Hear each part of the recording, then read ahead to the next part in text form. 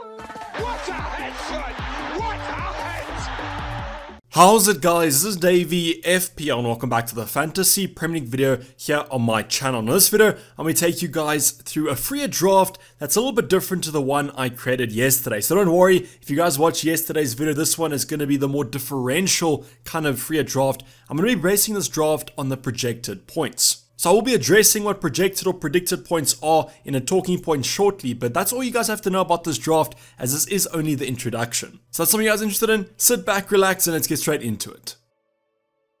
So the first talking point I just want to kind of touch on briefly, I discussed this yesterday, it's template versus differential. What do I mean by this? Well, on a Fiat, it's one of the most powerful chips in the FPL game because you can change your entire starting 15 for one game week. So that means you guys can go super differential, change your entire squad, go for some low ownership players, or you guys can go kind of super template and only go for one or two differentials. Now I did discuss this in yesterday's video, but I don't think I did a good enough job of it, and that's why I want to touch on it briefly again, just because I don't want you guys to misunderstand what I mean about this talking point. So as I said in the introduction, yesterday's video was a kind of more template. That's because I included players like a Cancelo, a Salah, also kept Son because I think he has a great fixture in game week 33, even though it is only a single game week. But why those options are quite template is if you take Mo Salah, for example, his ownership within the top 10k is about 99.9%. So let's say Mo Salah bangs in game week 33 against United, which isn't that unexpected, and if you don't have him in your free draft, you might be facing a red arrow. So I think how you guys kind of decide about how maverick, how template, or how differential you guys want to go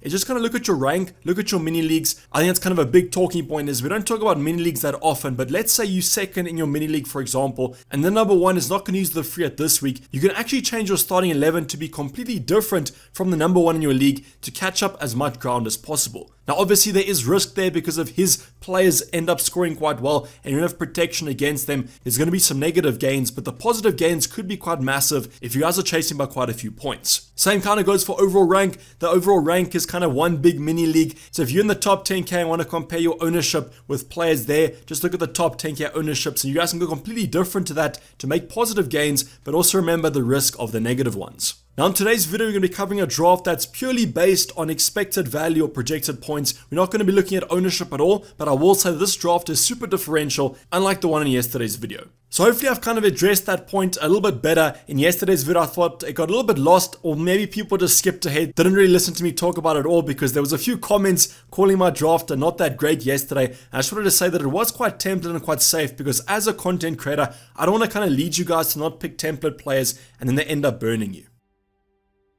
But now let's talk about projected points or predicted points, whatever you guys want to call them. In terms of the definition of predicted points, it's basically the expectation of how many points a certain player is going to get in the upcoming game weeks. As with most things in life, we can't really predict the future in FPL, so these are kind of expectations of how many points the player should be scoring based on a few metrics. Now this could be a simple kind of model you guys consider with a pen and paper, look at the player, look at his past history, maybe the upcoming fixtures, and do a prediction by yourself. But in this video, what I kind of did was I went over to a few websites. For example, Fantasy Football Fix, they have their own algorithm over on that website that does their projected points. But I went over to a few of these websites and kind of combined them, used my own kind of thinking, and created a full 15. Now the algorithms on these websites are rather sophisticated, and therefore in the future of FPL, I do think these algorithms are going to be used quite heavily. Now whether you guys agree with predicted points or not, that can be another whole debate you can have in the comments down below. I know a lot of models have been used this season, but there are some managers that still generally stick to the eye test and don't touch any models or projected points at all. But for the purpose of this video, maybe pretend that you believe in them, just so that you can get the most value out of this team. So now let's get on to the actual game week 33 best predicted points by certain algorithms for double/blank game week 33. Now let's talk about the finances first. This draft had a ton of value in the bank. I think at the end of the day I had about 2.6 million in the bank, just because as you'll see throughout the players, there aren't that many premiums or kind of standout premium assets. Now the first players I'm going to talk about and address are going to be the bench options, but as you would have noticed, the layout is not the regular kind of starting 11 and then bench, just because these options can simply rotate. They kind of were just runners up in their positional play in terms of projected points, but they could end up always scoring quite healthy points. So the first option on the bench is going to be McGovern, but he's not projected to score many points. He doesn't even start for Norwich, and he has United away, so even if he did play, wouldn't be picking him, but I just guessed the starting 11 goalkeeper is pretty reliable. Now going on to the rest of the defense, you would have noticed that the 3-4-3 formation is going to be used in terms of the projected formation or highest projected points formation. As with all the algorithms I looked at, the 3-4-3 was heavily favoured. So the two defenders on the bench are going to be Walker-Peters from Southampton with Arsenal at home and Burnley away, and then Dan Burn, who has Leicester at home and Crystal Palace at home as well. So Kyle Walker-Peters has had a really good amount of touches in the opposition box, and he could be one of the most underrated defenders in double game week 33 to actually have. Now unfortunately, coming off the back of a 6-0 loss to Chelsea, so I don't really think many FPL managers will have a Southampton defender in their teams, but Kyle Walker-Peters could be a nice alternative to the usual template. Same kind of goes for Dan Burn. I've seen Shaw and Target have a lot of involvement in freer teams, but Dan Burn, that kind of giant of a man, has not had many features, and I do think he could provide some nice value at his price point. Leicester, Crystal Palace at home, those fixtures might not be the best, but I do think Newcastle have been quite cagey at the back, and therefore I'm expecting at least low scoring games in both of those. I think the home fixtures are really kind of great for Newcastle because they have been better at home, and their stats defensively have been quite strong, at least better than Southampton over these prior game weeks. Going on to our midfield replacement or our bench option is going to be Ward-Prowse. Now he's expected to score quite a few points, and he has a differential that I actually recommended on my wildcard a few game weeks ago, and I do think that Ward-Prowse could be one of those nice entries in that midfield department. Now unfortunately Southampton have actually been struggling to score, but Arsenal on bad form, and as you guys know, Burnley have been shocking this season,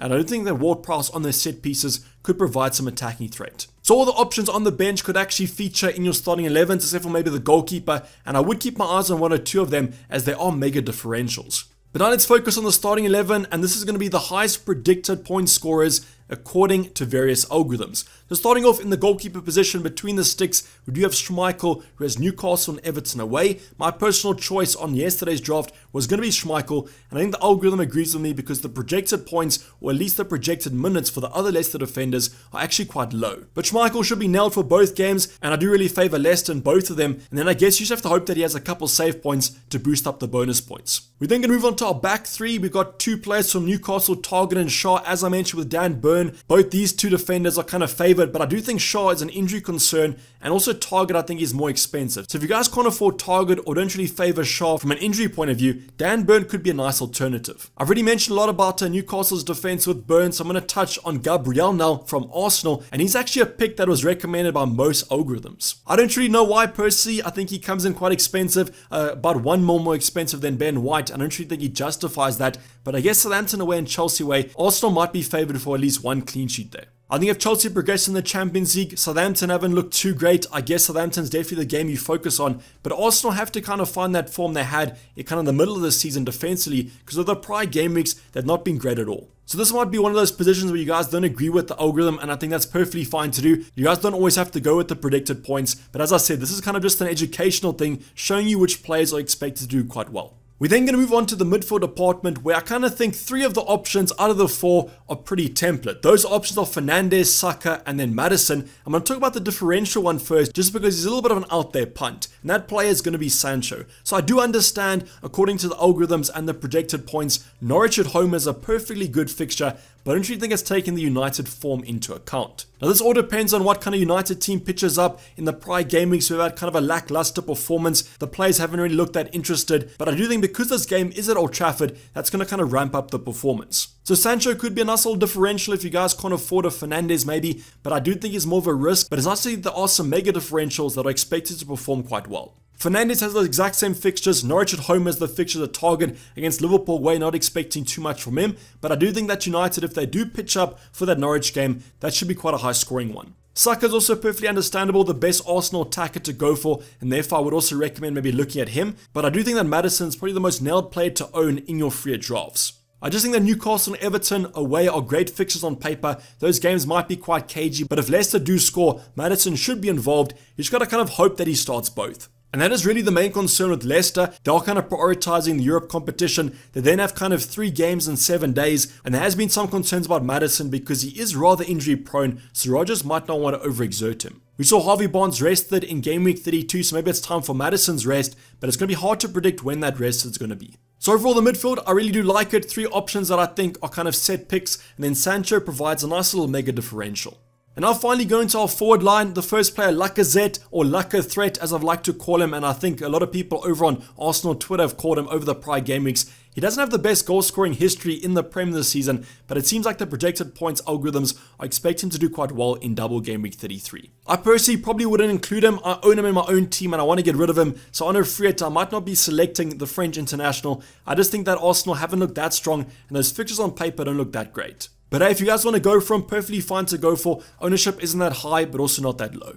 Ronaldo is definitely one that I would recommend though. He's projected to score the most points, so theoretically, in terms of this team, Ronaldo would be the captain with Bruno Fernandes in a close second. But I just think if Ronaldo is fit to play, he'll play both these two games, so don't have to worry about rotation. I think every time he's been fit under Rangnick, he has started, so don't have to worry about him not starting one or two of those games. Against Norwich at home, great fixture. Against Liverpool away, he loves a big occasion, and as I mentioned yesterday, doesn't get much bigger than Liverpool at Anfield. I think if you guys are going to free it, I would include Fernandes and Ronaldo like I did yesterday. I just think that fixture against Norwich is too good to ignore, and on the free it, you want to kind of differentiate, but also go for safe differentials. And then finally, going over our last forward in the team, you guys would have probably noticed no Chris Wood or Gucci Saint Maximum here. I've actually gone for Che Adams. Now, I have almost gone a little bit against the algorithms. Some algorithms are projecting that Chris Wood was a better pick than Che Adams, but I just think on the underlying stats, Che Adams might actually be the better performer than both those two Newcastle assets. In terms of expected goal involvement over the prior game weeks, that's higher than both the Newcastle attackers,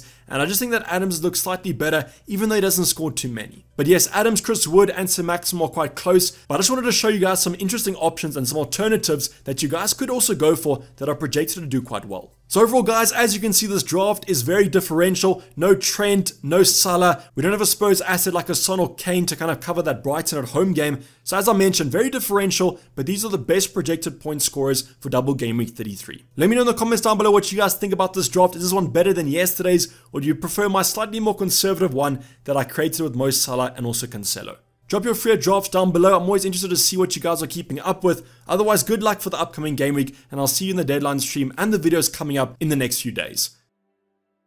But this is basically wrap up the video, guys. Hopefully you did enjoy it. Please don't forget to like if you did and subscribe if you're not subscribed yet. I'll be seeing you guys, as I mentioned, in the videos in the upcoming days. So there's the deadline stream coming up on Sunday morning, afternoon, evening, wherever you guys are around the world. But I'm signing off. It's been Dayvy FPL, and I'm out. Cheers. Bye.